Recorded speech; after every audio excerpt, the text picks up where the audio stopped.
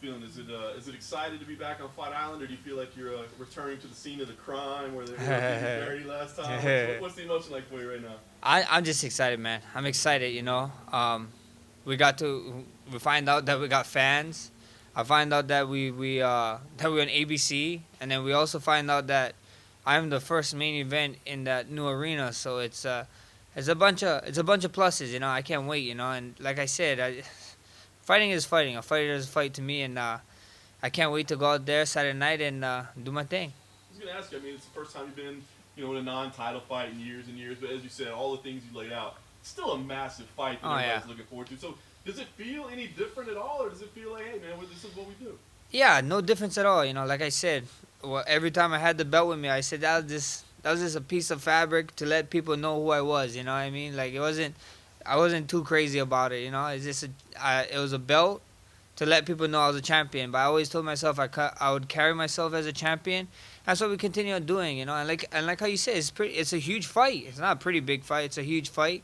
You know, with this whole ABC stuff, I know a couple pay-per-view guys would rather be in my spot than even fight on pay-per-view. You know, ABC is a big thing, and even being the first fight, you know, in 3 weeks, you know, coming back, we the first one of the year, and first fight with fans in since March of last year. So it's just what a time to be alive. You know, I'm excited that I get to be in this opportunity, and I can't wait to go out there and do my thing. As champ, obviously you didn't have to call anybody out, right? They came to you, but I just wonder. I mean, were you watching Calvin? I mean, was he a guy that was on your radar? I was like, I bet I'm gonna have to fight this kid at some point.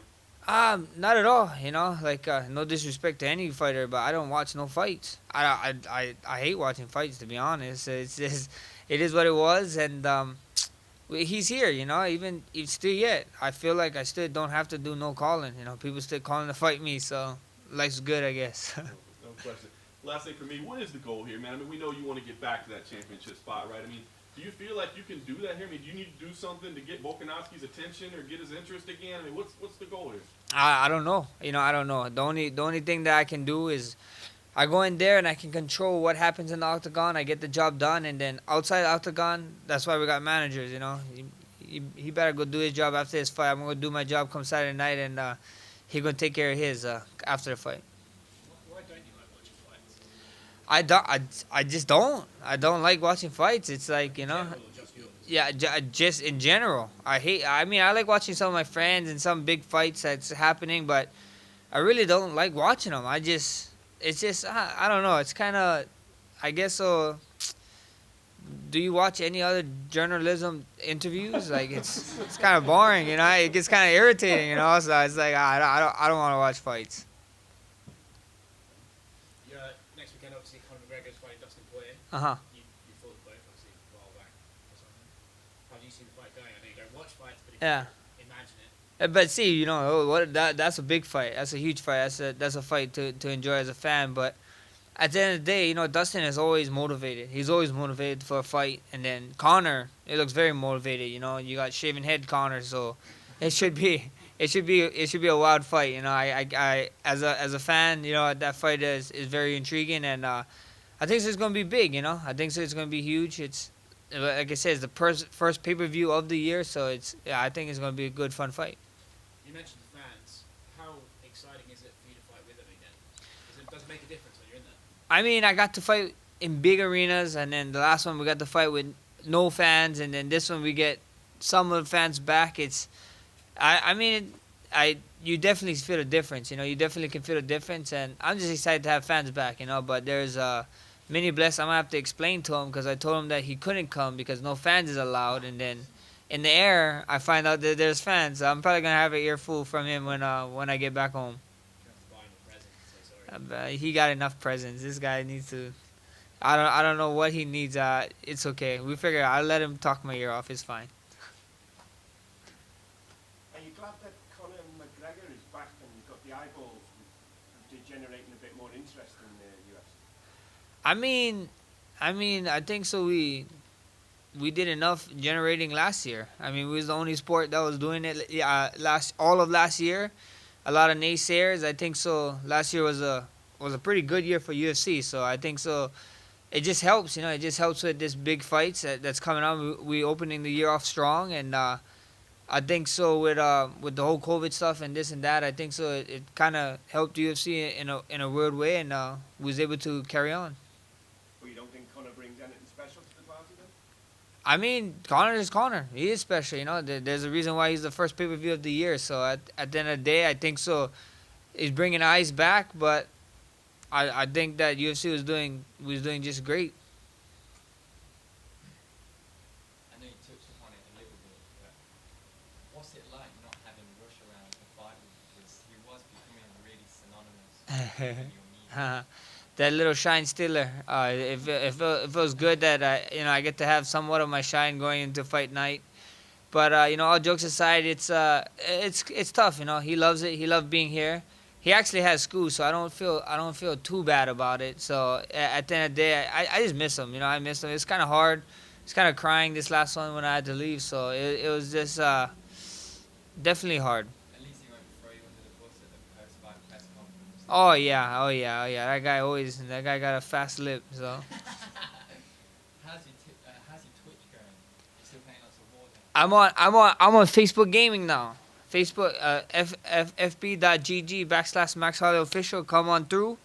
I mean, we don't really talk about MMA, so if any of you guys come in and you guys are gonna get banned a bunch. I promise you. My mods over there, they don't play around. They're like, any fight talk, we let you guys know like 1-2 times, and then it's the ban hammer. So yeah, I'm over on Facebook Gaming now, and it's been going good. It looks like I didn't bring no gaming system up here, but it looks like actually I did it at the best time, because right now there's this gun called the DMR. So it's called the DMR zone right now. It's tough, and then I just see my friend them. I watch all my friend them stream, and the damn stim glitches is back, and the unlimited flash stun glitches is back. I'm like, man, I'm not missing nothing. So it's a great time to be off of Warzone.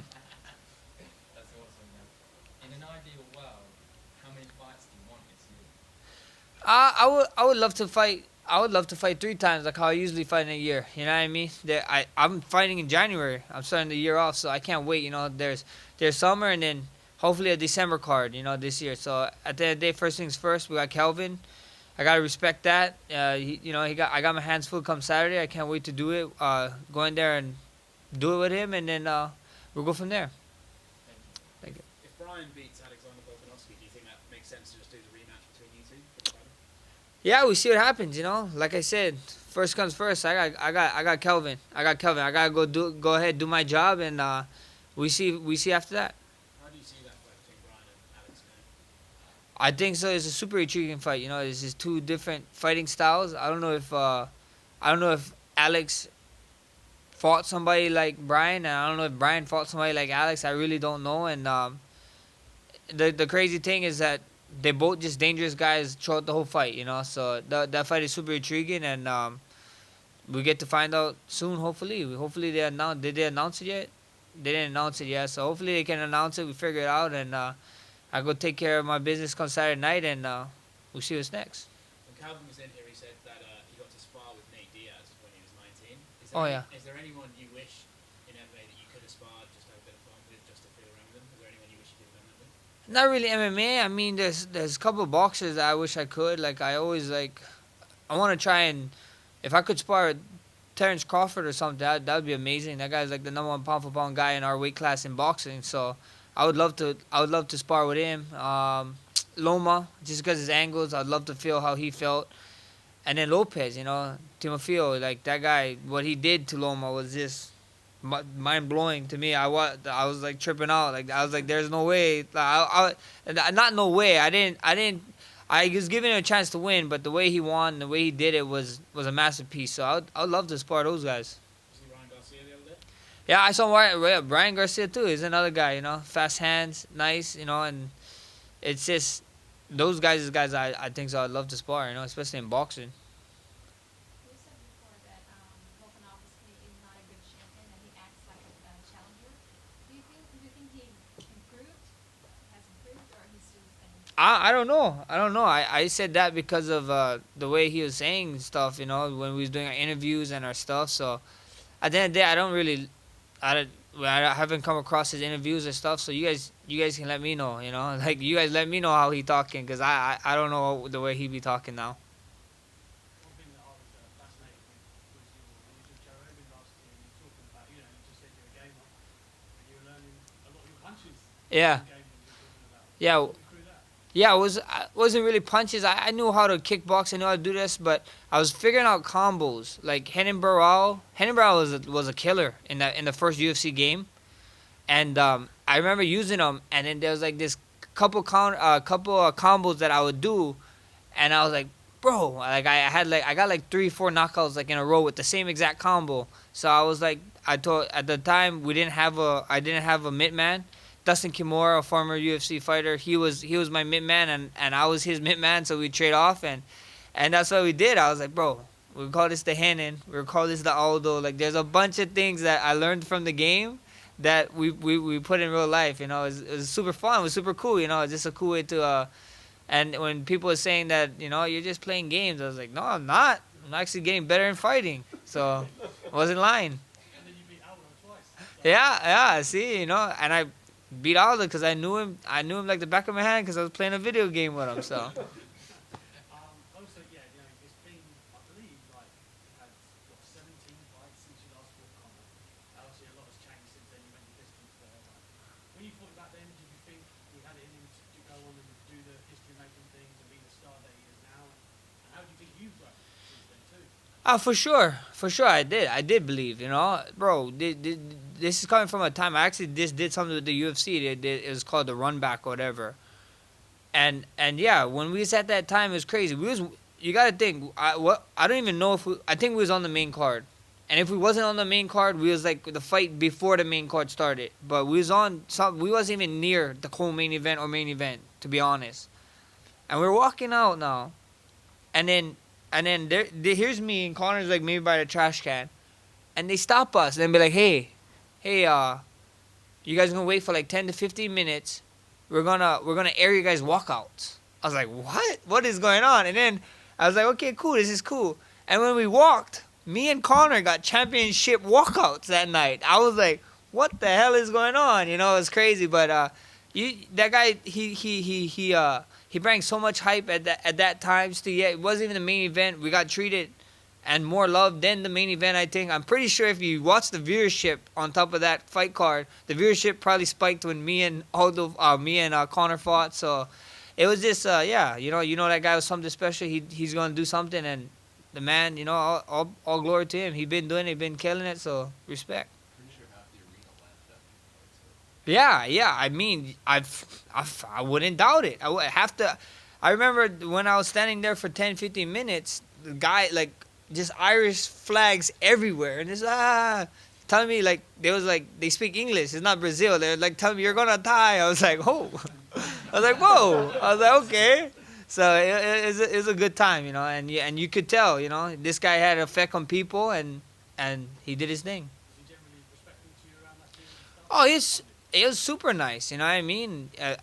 If I had to, I guess he was super cool, I mean, like, the dude, like, we'd get in each other's face for weigh-ins, but like right before the weigh-ins, we're in the back standing next to each other because you're like this, before you walk out, and he's like, hey, and then I told him, hey, nice shorts, and he was like, yeah, you too. Like we had some cool looking shorts on at the time. He was like, and then that's it, the dude is a good guy. I just have to ask as well on that note.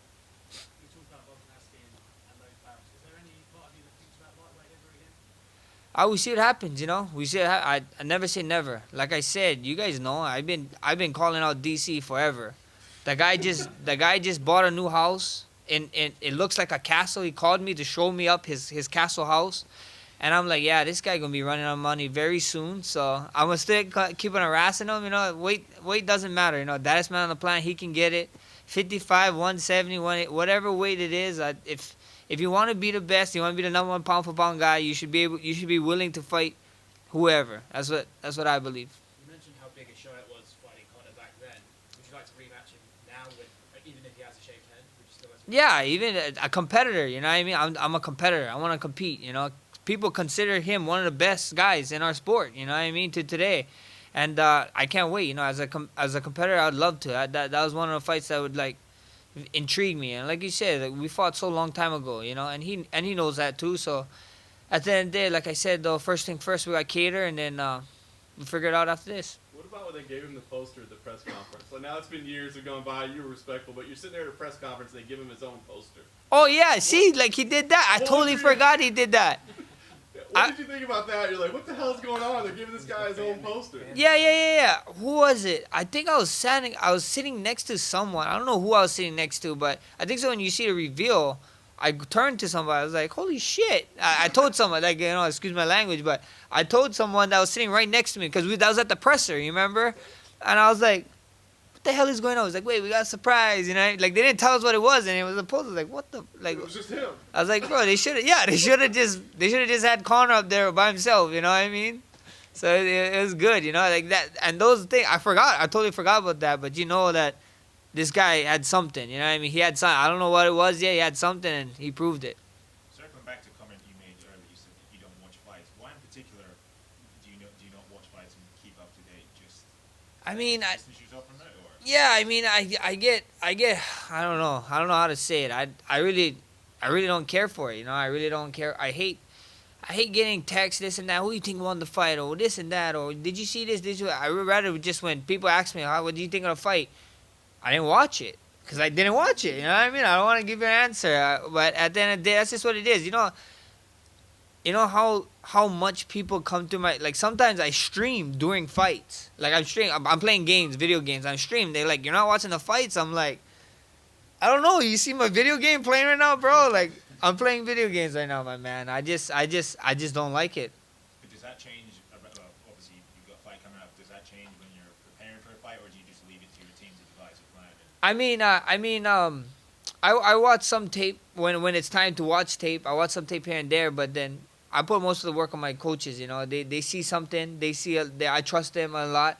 I watch a little bit to try to get a feel of it, and then see what they kind of say, and then that's it. I love watching tape. I love breaking down a fighter, but watching it live and stuff, it is a whole ordeal. Whenever, like, if I do watch fights, I'm mainly by myself, because if I go somewhere else to a party, it's like, what you think about that round? What you think is it? What is that? It's like 101 questions, so it's the worst. And on the tape that you have seen of Calvin, what did you make of his performances against Ige and Junkie? I think he did good. He was smart. Especially Ige, he actually went to 5-5s. And then with what's his name, Jeremy, he figured it out. You know what I mean? The first one looked like he's having a little tough time. Then he figured it out, landed a shot, and got to finish a guy who hardly ever gets finished. So respect to him. And I can't wait. That's the things that excite me. This guy looks promising, and I can't wait to go out there and do my thing. Besides gaming, do you watch TV at all? I understand that you don't like to watch fights, but Yeah. do you turn on the TV? We don't. At my house, we don't have cable. Like, we got Netflix and Hulu and whatever. So, yeah, that's what I do. I mean, if you want to talk about watching anything, since we've been in quarantine, I finished the whole true season of Cobra Kai. That thing is badass. What about the third one? Watch that. What about the third season? The third season is super good. I loved it. I love that they come back together. So here's my plot for the final season, or whatever season it is. I think so they're gonna make Tori and Sam fight at the end to become the Valley champions. So I think so. That's what they have to. They have to do it. They didn't even fight yet, and like Sam is all like petrified from her, or whatever, won't fight her. So I think so. That's what happens. But I really like if this is if you've never watched it yet, close your ears, because this is a spoiler alert. But I really love how the lady came in, Allie came in and told them, like, you guys just jump into conclusions, because the whole damn season, every single episode, I'm like, stop jumping to conclusions, guys. They just walk in the building. It's like Johnny and Danielson finally becomes friends, and then one of them just come walking in somewhere random, and it's like they just get mad and they want to fight each other. I'm like, come on, guys, what is going on? You guys stood acting like it's 18. It's funny. I love the show. Like real life, right? Yeah. The show been so fun. And since you don't like to watch live fights, so you would never be a commentator, right? I mean, that's different. I would love to commentate because I'd have to do my job, but I feel like I'm a commentator and I'm not getting paid for it. Like I'm like, guys, you guys want to ask me questions? Maybe $5 question. Maybe that's how I get my commentator role started. You and DC can strike up a good partnership. DC, they don't want to give me a show with DC. Me and DC a show together. No, but I did tell DC he better watch out because his commentator job. When I'm done, I'm coming for it. His detailed job in ESPN, when I'm done fighting, I'm coming for it, DC. I promise you. You were sitting next to Michael Johnson at that press conference. Oh, was I? Yeah, I think so. It was Michael Johnson, the one I told him. I was like, I told him, like, you seen this shit? Like, what is going on, you know? I think so. That's what I told him. Like, he was to my left, I think. So whoever was next to me, I told him, like, are you seeing this? It's crazy.